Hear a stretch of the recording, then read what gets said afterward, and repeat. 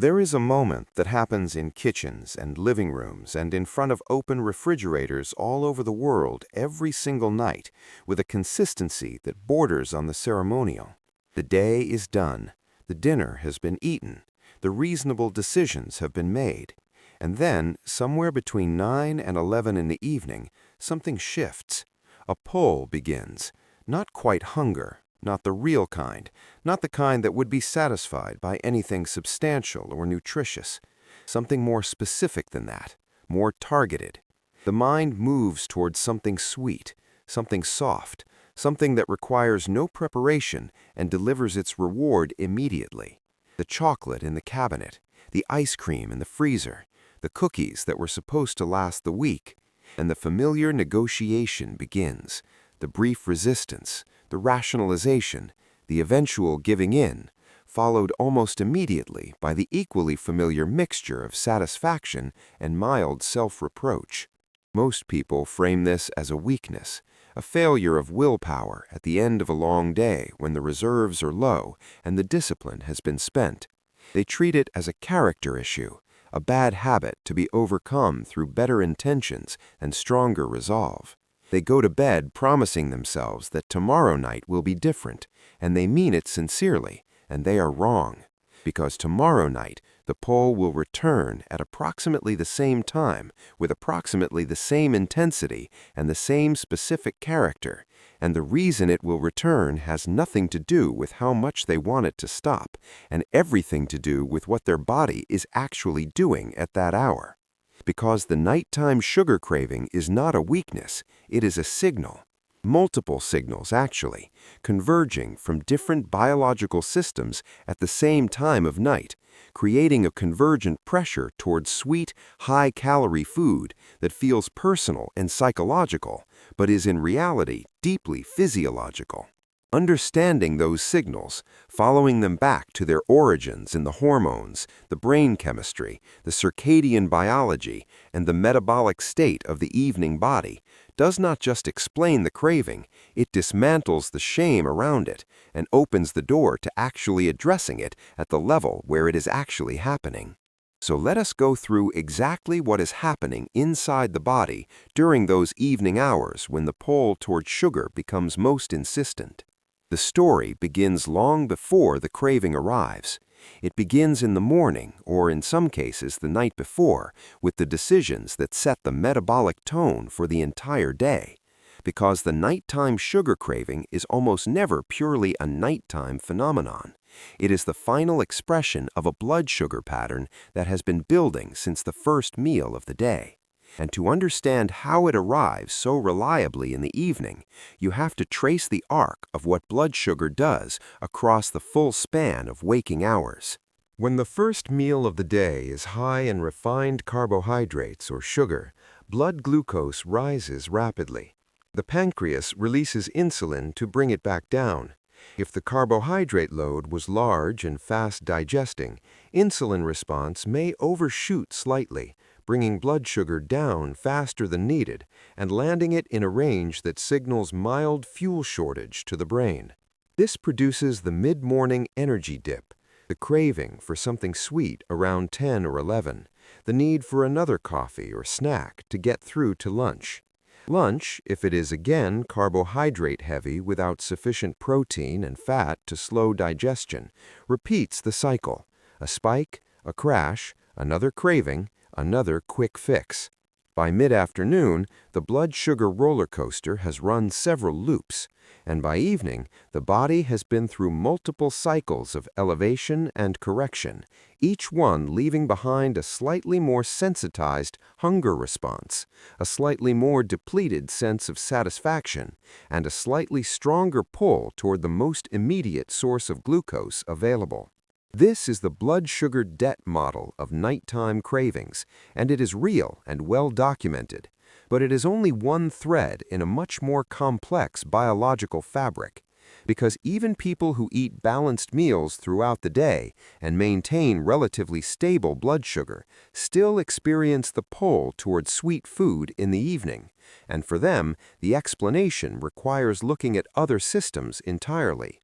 The circadian regulation of appetite is one of the most important and most underappreciated factors in the nighttime sugar craving story. Your hunger and appetite are not simply responses to how much you have eaten.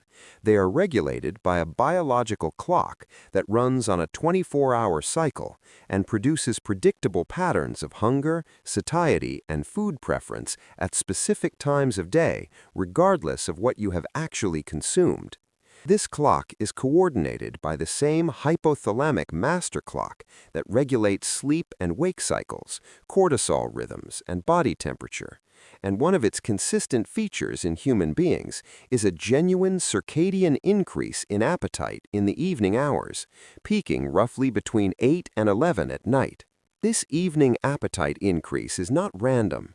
Researchers believe it has evolutionary roots in the energy storage needs of our ancestors, for whom the evening hours represented the last opportunity to consume and store fuel before the overnight fast. The circadian system pushed hunger upward in the evening to maximize caloric intake before the night, when food would be unavailable. In the modern world, where food is never unavailable, this ancient appetite rhythm produces a biological pressure toward eating in the evening that arrives every night, whether you are hungry in any conventional sense or not. And the circadian system does not just increase appetite generally in the evening.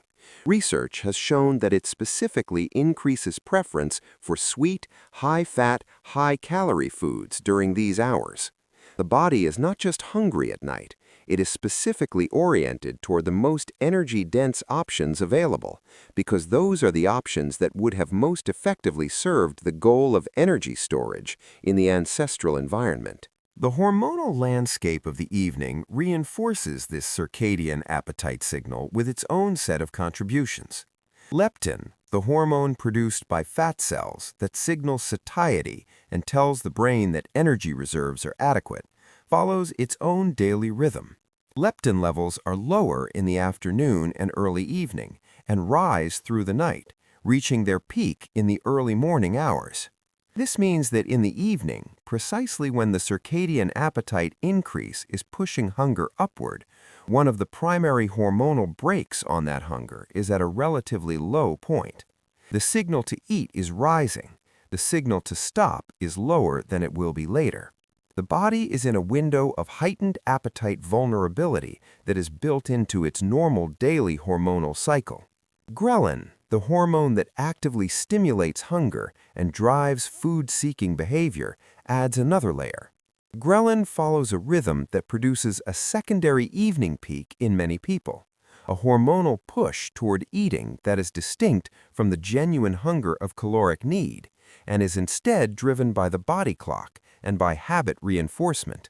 Every time a person responds to the evening ghrelin signal by eating something sweet, the association between that time of night and the expectation of food becomes stronger. The ghrelin response at that hour becomes more reliable. The craving becomes more conditioned. What began as a biological signal becomes, over time, a deeply entrenched learned expectation, and the two, the hormonal and the conditioned, become nearly impossible to separate by feel alone. Insulin sensitivity provides another piece of this picture. The body's cells are most responsive to insulin in the morning and least responsive in the evening, a pattern driven by the circadian system's anticipation of rest and reduced metabolic activity after dark. This means that carbohydrates consumed at night produce a larger and more prolonged insulin response than the same carbohydrates eaten at noon. Blood sugar rises higher, it stays elevated longer, and the metabolic cost of the sweet thing eaten at 10 in the evening is significantly greater than the metabolic cost of the same sweet thing eaten at 2 in the afternoon. But the craving does not know this. The craving is responding to signals that long predate the nutritional science that would make this information meaningful. Now let us go to the brain, because the neurochemical story of nighttime sugar craving is where the mechanism becomes most intimate and most personal. The brain's primary reward system, built around the neurotransmitter dopamine, is calibrated throughout the day by the experiences and substances it encounters. Dopamine is released in response to pleasurable experiences, including the consumption of sweet, high-fat foods, and it drives the motivation to seek those experiences again. But dopamine is not just about pleasure. It is about anticipation. It is about the wanting as much as the having. And the wanting becomes strongest when the brain is in a state of reduced stimulation, reduced task engagement, and reduced alternative sources of reward. The evening hours are precisely this state. The demands of the day have ended. The cognitive engagement with work or tasks or social interaction has largely ceased. The brain is in a lower arousal state than it was during the active hours of the day, and in that lower arousal state, the dopamine system becomes disproportionately sensitive to the most reliable source of quick reward available, food, and particularly sweet food, delivers a dopamine response that is fast, reliable, and consistent. It is the most immediately available source of neurological reward in most people's evenings. And a brain that is understimulated, looking for something to elevate its dopamine tone, will orient toward that source with a pull that feels impossible to distinguish from genuine desire. Serotonin adds another dimension that is frequently overlooked. Serotonin is a neurotransmitter deeply involved in mood, emotional stability, and the sense of comfort and well-being. Its production in the brain depends on the availability of tryptophan, an amino acid that must cross the blood-brain barrier to be converted into serotonin. Carbohydrates, and specifically sugars, facilitate tryptophan entry into the brain through a mechanism involving insulin. When insulin is released in response to sugar consumption, it drives competing amino acids out of the bloodstream and into muscle cells, leaving tryptophan as the dominant amino acid available for brain uptake. More tryptophan crosses into the brain, more serotonin is produced, and the result is a genuine and immediate improvement in mood and comfort. This is not metaphor. The sweet thing at night actually produces a measurable neurochemical shift toward calm, comfort, and positive affect. The people who describe their nighttime sugar habit as emotional eating are more right than they know, because the emotion they are regulating is a genuine biochemical state, a serotonin deficit that develops in the evening for a variety of reasons, including the natural daily cycle of serotonin production and the depletion of emotional and cognitive resources that accumulates across the day. The body has learned, through repeated experience, that sugar restores the neurochemical balance that the evening disrupts. It is not random that the craving is for sweet things specifically. Sweet things work neurochemically in the exact way the evening brain needs them to. The role of sleep deprivation in nighttime cravings deserves its own careful examination. When a person is not getting adequate sleep, or when the quality of their sleep is poor, the hormonal consequences include elevated ghrelin, reduced leptin, elevated cortisol, and increased activity in the endocannabinoid system, which modulates food reward and craving in ways that parallel the effect of cannabis on appetite. Sleep-deprived individuals consistently show increased preference for sweet, high-fat foods and report stronger subjective cravings, particularly in the evening hours. For many people, the nighttime sugar craving is at least partly a sleep debt problem, being expressed as a food problem. The body is attempting to compensate for the energy deficit and the neurochemical dysregulation of inadequate sleep by seeking the fastest available source of glucose and reward. The craving feels like desire. It is partly desperation.